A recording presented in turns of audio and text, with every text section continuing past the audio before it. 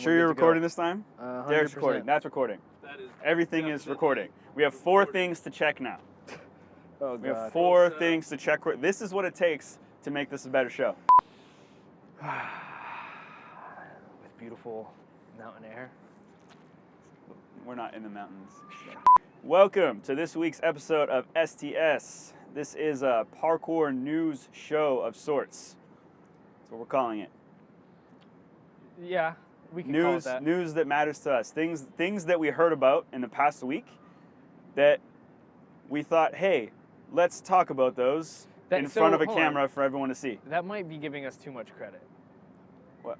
That this is a news show. Oh, okay. Like, are we really journalists? No. Okay. Not officially. Not officially. But we do like to talk about topical stuff. Mm-hmm. And it's mostly like... I like topics. Yeah? What kind of topics do you enjoy to mostly chat about? That was a fly. It's still like... That's good. As long as it's not a bee, I'm actually allergic. Yeah. Oh, yeah. Okay. So, you know what? I'll, start off. Okay. What's your name, though, first? What? What's your name? My name? Yeah. Brian. And yours? Chuck. That's a really good one. Okay. Okay. Yeah, so back when Origins was first being built, you told me that you thought that it was only a matter of time before parkour gyms were going to go out of business. And it's, it was kind of an interesting thought because I was in my head at the time, it was just like, parkour gyms going out of business? Like, what are you talking about? Like,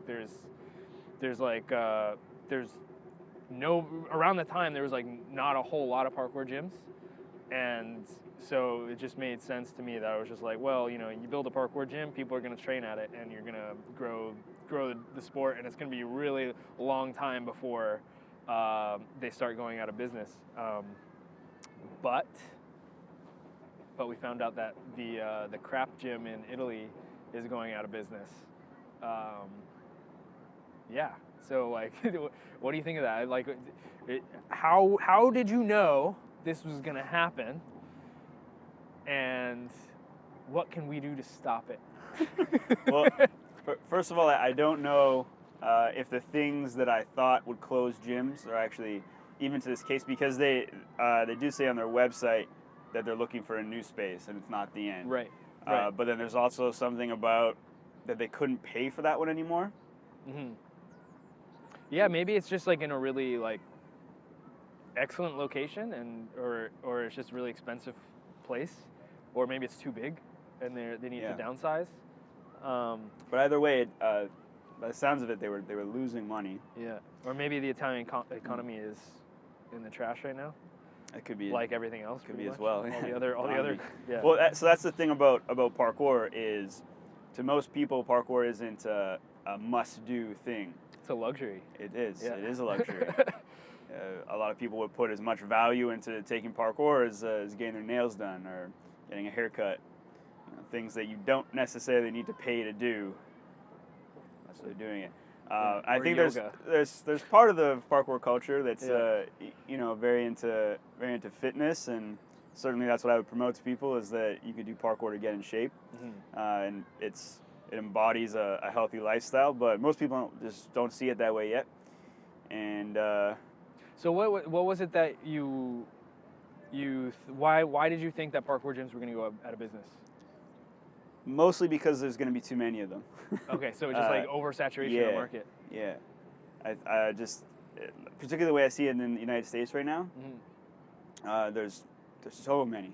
Yeah. And particularly with Ninja Core and everything too. And that's actually a specific one, but you mean Ninja Parkour, Ninja Quest Parkour okay. gyms. Yeah. So you're using that as a term now? Okay. I don't know if I support that. Yeah. But like, let's say you open up a parkour gym in your town, and there's no other parkour gyms in your town. Is it likely that gym is going to close down? Maybe they make a series of bad decisions, and then parkour just can't compete with like other sports or activities, and so it's harder for, it's harder to get people to even come to it. Yeah. The big thing too is right now I feel like parkour is still doing this. Yeah. What's this? What's that mean? It's going up in popularity. Okay. People are still interested. It's still a new thing. Yeah. It's not a thing where you start doing it on the street and everyone knows what it is yet. Yeah. Right. So it's a new thing for a lot of people still, and so particularly people that are into doing fitness and martial arts and trying new things, will give parkour a shot. And if you can build a community out of that, of people that will help fund a gym, then you're good. Mm-hmm. But I don't know if necessarily everyone that wants to open a gym or everyone that will open a gym is going to be able to do that. Right. Well, yeah, I mean, that's true. I think you have to find a way to market parkour really well in your city or town or whatever.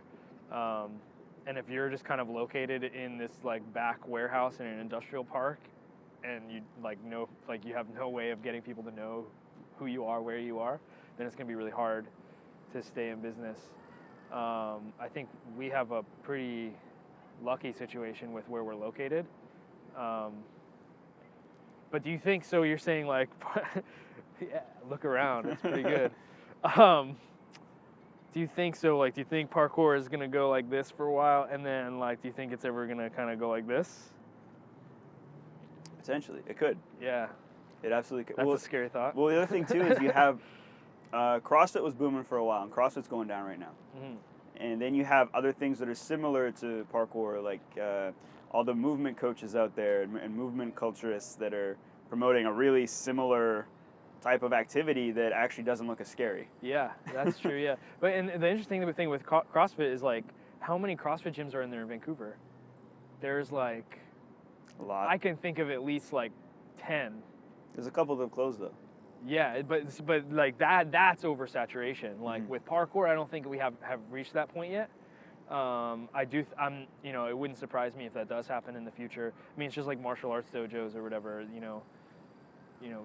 your Mick dojos like popping up everywhere, and then there's going to be some reorganization in terms of how the market deals with that. Yeah. And that's going to result in closing of businesses. But like, I'm really curious what happened with KRAP.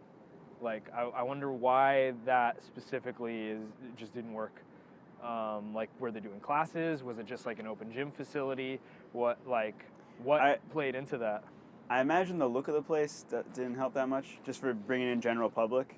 Mm-hmm. It doesn't look very it didn't look too professional. It looked like kind of there's things about it that were cool features, like really interesting and cool and professional looking features, but yeah, I think overall it doesn't have the aesthetic that maybe a public like just random person off the street wants. Yeah. I don't know. Well, you can, just to draw a contrast, you look at places like all the new Tempest gyms, and they seem to get more and more aesthetic as they go in terms of their presentation and you get people that come into gyms like that, and it's like, whoa, this place doesn't look like it needs my money, So. Yeah. No, I remember when we were first building Origins, and like we got to the point where like there was structures and stuff, and like it was kind of like, there was couldn't open yet for various reasons, and then it was like you were basically had to put your foot down and like, we can't open like this. We can't open like this. We can play on it, but we can't open like this because it has to have some kind of level of like a refined look that looks professional enough for people to come in and be like, wow, this is a very professional place. I will definitely give my money to it, right? And I think that was a really important decision. It was like waiting until the gym was ready. And not just sort of rushing it. And I think actually a lot of parkour gyms have been doing that. They've just kind of gotten an initial build, invite the public in and try to get some money, and then build more as they go. Right. And I don't know if it's worked out or if it is working out, but we'll see. I guess in the next few years if more places end up like KRAP. Sad news. Yeah, it's sad news. It really is. I mean, because you don't want to see parkour gyms close. I mean, at least at this stage, you don't want to see that happen, because anytime that happens, that means the community somewhere hasn't reached that level of, because just think of the person that lives in the town. I actually don't even know which town it's located in. But the person that lives in that town, they can't do parkour in that facility anymore. They might be able to practice outside, but they've lost that opportunity, and that sucks. It's a bummer. Moving on though, Okay. I guess we'll kind of stick on the topic of gyms and gym-like events. We didn't talk about Jam Fest for the last 2 weeks. Or Jump Fest, sorry, Jam Fest. Jump Fest. Jesus. So T.I.T Jam. That was a bad one. Yeah, that was pretty bad. That was like Mike Goldberg bad. That was. It was like, yeah, saying the wrong thing completely. we got our names wrong in the beginning, so. It's okay. Yeah. Chuck and Brian here. Sorry, Jump Fest, which is part of T.I.T Jam. T.I.T Jam, yeah. You want to give people that don't know a little bit of. Yeah, so this? T.I.T Jam, I guess I've never been, but it's basically like a retreat style jam, where I believe in the past it's been like a week long, and they've kind of gone different places. Like I think they've done camping and stuff like that. But I guess the idea of T.I.T Jam, it's tranquil initiation. Oh, something. We look it up. We could look it up. Doesn't matter. T.I.T Jam. Their whole thing is breast cancer awareness, and they kind of just try to raise money and donate to it, which I think is a great cause. I think that's good. It's a little. I didn't know it was for breast cancer awareness for the first couple of years, so I thought it was just like a bunch of immature parkour people just naming a jam T.I.T Jam. Yeah, so I guess this year they're hosting Jump Fest, which was originally an idea that was organized by Max Henry, and he was trying to raise money through Kickstarter or one of those campaigns, and didn't quite raise the amount of money he was looking to. Actually, it was a Kickstarter, I remember. Was it Indiegogo? Yes. Okay, so it was an Indiegogo campaign, and they didn't raise enough money to do it, and so I guess years passed, and then they partnered with T.I.T Jam, and so then they have speakers: Max Henry, Vinny Coriel, Christopher Hollingsworth, Dylan Baker, Cordelia Storm. I think that's everyone. Yep. They're all doing talks or workshops at it, which that's cool. I think those kinds of events are. It's kind of like what the Parkour Visions Classic was. No, it was before the Classic. It was the Summit. They called it the Summit. Yes. Yeah, it was the Parkour Visions Summit. And I think their original idea was to sort of try to move around with it, but that just never happened. It was always in Seattle, and that happened for a few years, and then they kind of scrapped that, and kind of their events kind of morphed over the years. But I feel like events like these, there's something missing. There's something not quite there with how you would look at other lectures, and I always felt like when I went to the Parkour Vision Summit, it didn't feel like I was at a lecture or like somewhere where they're doing talks. Right. Just I think the way it was delivered sometimes. I felt that there was an element of. Yeah, I think there was an element of like professionalism that was a little bit lost, but for the most part, I thought it was good. I thought it was a step in the right direction. I liked the concept for sure, because I think having qualified people discuss something that maybe they're an expert on to the community, if they're willing to be a part of it, is a good thing. I just remember people not wanting to pay. I remember people definitely not wanting to pay. Just but again, like that kind work. of goes deeper, way deeper into like the culture of parkour, I think.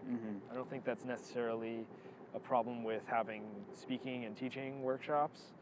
I think it just goes deeper to like, at least back then, everyone was like really against paying for shit. And then, you know, more, you know, as it's grown and people have become more expert in various fields, there's you know, there's more of a culture that's developing into, oh, I'm willing to pay for this just because, maybe it's because we're all like just adults now. Maybe that's what it is. We actually make money. So we're not just everyone leeching. that was like 17 is now 25. Yeah, we're not just leeching off our parents anymore. Yeah. So along with the talks, they got a little competition going there. Maybe we'll bring up a little bit because we got some other competition stuff we got to talk about. We'll go back to one of the presenters, Dylan, who had a rather long video he's featured in come out in the past week. Person behind that, Cedric Dahl, he's also the guy that did People in Motion. If you haven't seen People in Motion, it's a documentary. How old is that now? 5 or 6 years, maybe? Yeah, at least. Yeah. People in Motion was one of your kind of basic what is parkour type documentaries. Yeah, followed Paul Whitecotton. So this is another project Cedric's doing on fear, and he's interviewing a bunch of your typical wingsuit divers. I think is one of them. People that do things that people think are crazy usually. Like I think he's interviewing a startup guy, like a business. Yeah, that's cool. That's too. really cool to me because I think that is very relevant. Yeah, starting up a business is can be a really scary thing. And of course the first video we have Dylan Baker. Who I love the little title in there. It says jumps off of things for a living.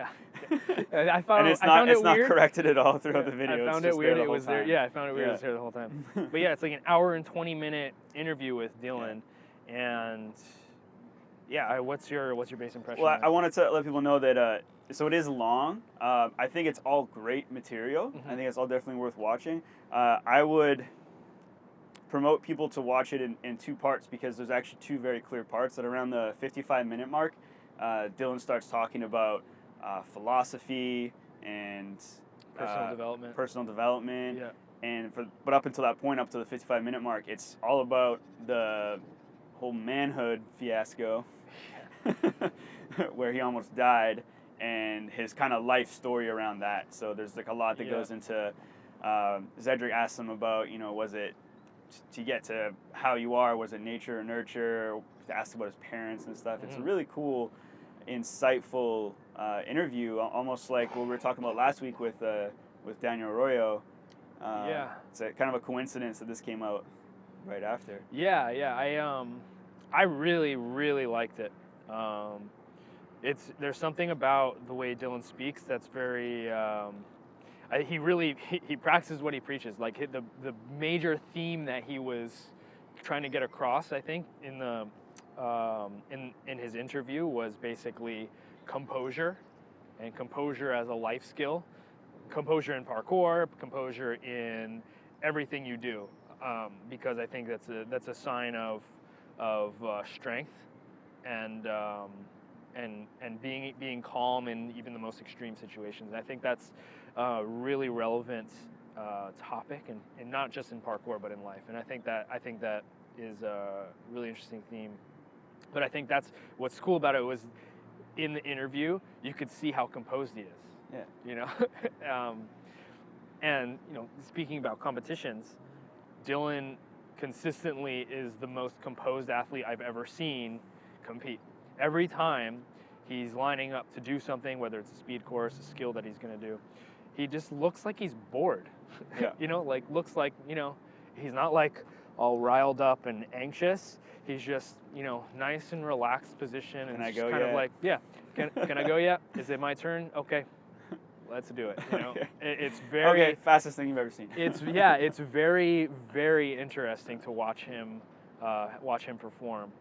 And I imagine he's very much like that as well when he's doing his more extreme challenges, like manhood. I had to rewatch the Descent that he posted too, right after I watched that because I hadn't watched it in a while, and it's no, it's incredible. Dylan. I mean, we could probably talk forever about this video, kind of our own views and stuff about it. Yeah. But just wanted to bring it up here, so people could go and watch it.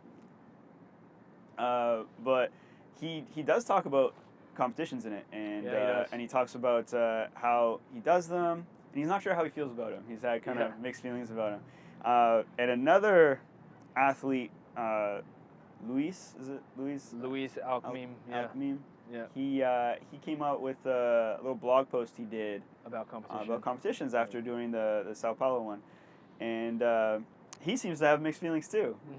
And just wondering, why do you think that both of them kind of feel this way? Like they're kind of torn. It's like, oh, sometimes I enjoy myself, sometimes I don't. I like seeing all the other people. Yeah. Well, I've talked to Dylan outside of competition, and he told me that he just doesn't like, and he's vacillated on his view. Like, I think one day, like right after NAPC, this last one, I wrote down this quote because it was the most important quote to me about the event. It was, "I enjoyed myself this time." Yeah. Quote Dylan Baker, which was really, really important because it, he struggled. I think the last year he struggled, and he was in kind of a funk before he actually competed that year, and he still did pretty well, but I don't think he performed up to his own standards. And this time he clearly dominated in both of the events that he entered. So I think that kind of played into it, is how well he performs in competition influences how much he likes it. But at the same time, I also think a big part of his personal practice in parkour is defining his own challenge, and that doesn't happen necessarily in competition. You could, make it happen, but in his mind, defining his own challenge and then conquering that challenge is so important. And I think that's what is sort of influencing his decision either way, whether he one day he's kind of into it, one day he's kind of not into it. And I respect it. I respect his opinion either way. I'd love to see him compete more because it's always really fascinating to watch, and he does well in it. So I don't see why he shouldn't. But if he's not into it, if he's doing it for the wrong reasons or whatever, maybe he shouldn't be doing it. Maybe he did the manhood gap for the wrong reasons the first time, right? And then he did it for the right reasons the second time. I think Luis, just with his very short blog post he made, which is translated, by the way. So he didn't write it in English, but it's translated into English. Shares a lot of the kind of same ideas. Is that I think he likes to be in control of the challenges he picks. Yeah. He likes to train with people. He likes to do things. And I guess, did he pull out of the Sao Paulo competition? That's what it sounds like. I don't know enough about what happened in the event to really know. So my whole thing is I think that both of them, but more so Luis in his article, kind of states about who's running the competition. And I think that might be one of the biggest. Like the first competition he went to was Barclay Card. Yeah. First of all, that's how long he's been competing for. Yeah, that's how long he's been invited crazy. to these I didn't things. know that. He went to Barclay Card. I had no idea either. And I mean, that was a pretty horrendous competition format. Yeah. It was just like a high diving onto mats competition. Yeah. Like in my memory. How many people got injured in that one? Yeah, it was pretty bad. Yeah. So I think, like if that's your first experience, then I wouldn't like competing for parkour either, because that's just kind of, again, competing against each other. But we don't always see that at competitions. We see a lot of times, here's the course or here's the challenge, and see people sometimes working with each other, or I'm sure there's some competition camaraderie there too. But so is there at jams and everything. My view with Luis is that he likes the opportunities he gets. When he gets to travel, gets to meet new people, gets to train with them, but he doesn't necessarily like the competing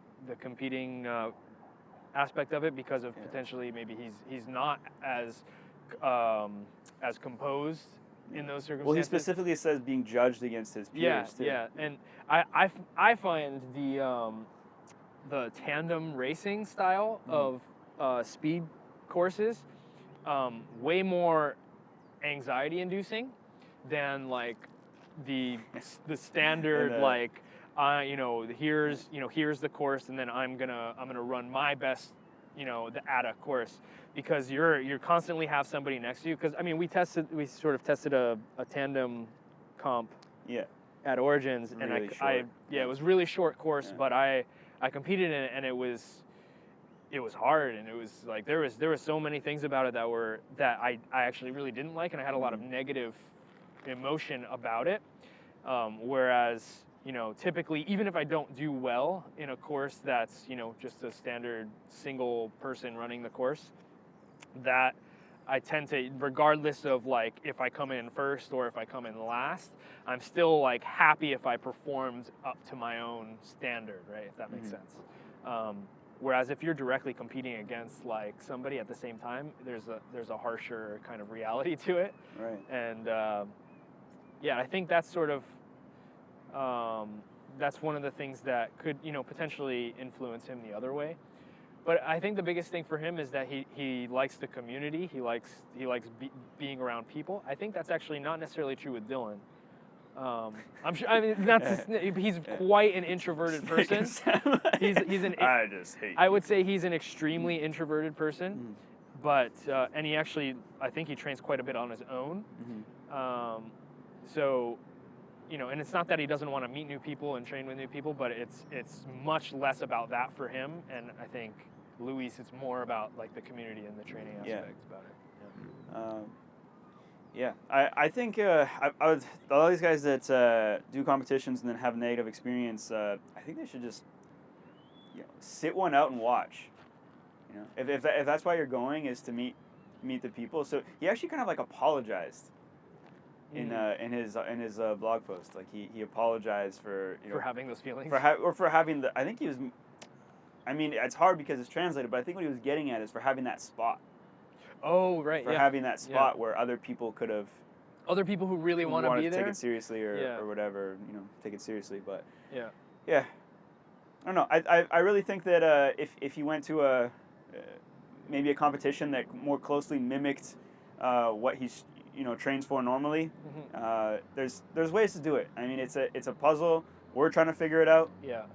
There's other organizations trying to figure out competitions, but that's what we need to do. That's like we need to get together. But for guys like Luis, I think just sit one out and watch, or and figure out if you really want to do it or not, because because then you kind of are wasting everyone's time if you're just taking that spot and you're not either someone paid for you to go there to like do big things or to compete, and if you're like wasting people's time, then it's kind of a bummer, because I'm sure some other people want the opportunity. Yeah, we need a roster of people who are interested in competing and high level, right? So it's like, and that'll probably happen with time. I still don't think that everybody's gonna require competition in the future to continue being a parkour athlete. I think that's going to be one outlet, and I think there's still going to be many others. Hopefully, we'll see. Like we'll see the development of the sport, but I do think competition is here and it's here to stay. And I think we just need to continue developing a better format, better way of doing it to attract athletes to actually want to be there instead of doing it just to get the free trip, right? And we were talking about this earlier, but just talking about formats. You were talking to me the other day, and you were reading out the Jump Fest or Tit Jam format of competition. Yeah. What was it again? So they have a speed comp, which is tandem racing style. At least it was last year. And then there's a tech competition, which I believe is like, go over here and do 5 climb-ups as fast as you can, and then go over here and then do this skill. Oh, that's the timer. Cool. What's the last thing? Or it's just like a bunch of random skills, but not in the manner that we practice them. Right. In the manner that like is just kind of dictated by, oh, this is how we're gonna do it. Like, So would you say this is like an example of? I think there was a tire flip in the tech thing, which Yeah. that upsets me so much. Yeah. So it's going what we're talking about with wanting to. They also have a style portion, which I Yeah. guess is like a art of motion style run. Okay. But yeah. It's talking about athletes and talking about wanting to compete or not wanting to compete. Like, would you be motivated to do that kind of format? No. No. Okay. No. I actually talked to somebody that was at T.I.T Gym that competed and was like, yeah, that competition sucked. So, that's not me saying it. I wasn't there. I don't know. I don't know. Maybe it was fun, but. Yeah. I think it's cool to have different events for fun. I know, like, there's been so many ideas I've seen just around parkour.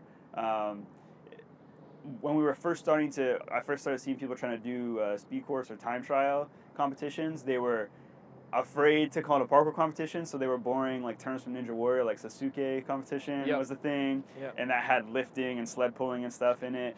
And that was my first competition. Yeah, sure. Like, you could do these things for fun. It's just I don't see the point. I don't see the point, particularly if it's a big event, particularly if like talented guys are coming. Like, let them do what they're good at. Like, do you really think Dylan's gonna want to be in a competition where he has to do the 5 climb up test and then flip a tire and then whatever? Like, that's not his technique or what he's what he practices. So I don't know. Like I said, I think for more of like a grassroots competition or a fun event, that stuff's totally great. Yeah, I agree. But if you're trying to do a big event with a bigger competition and get some talented guys in, like, that's just make a competition they want to compete in. I don't know why. One that reflects the way they practice. I don't know why so many competitions I've been to, the organizer wants to like torture the athletes.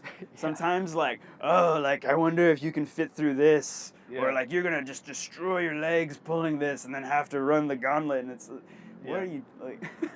No, I agree. That's terrible. Okay. Anyway, that's it for Are we today, done? man. Yeah. The sun is going down because it's late, and it took us forever to sort this out today, but we did it. We did it. We did it. Hey, see you next week.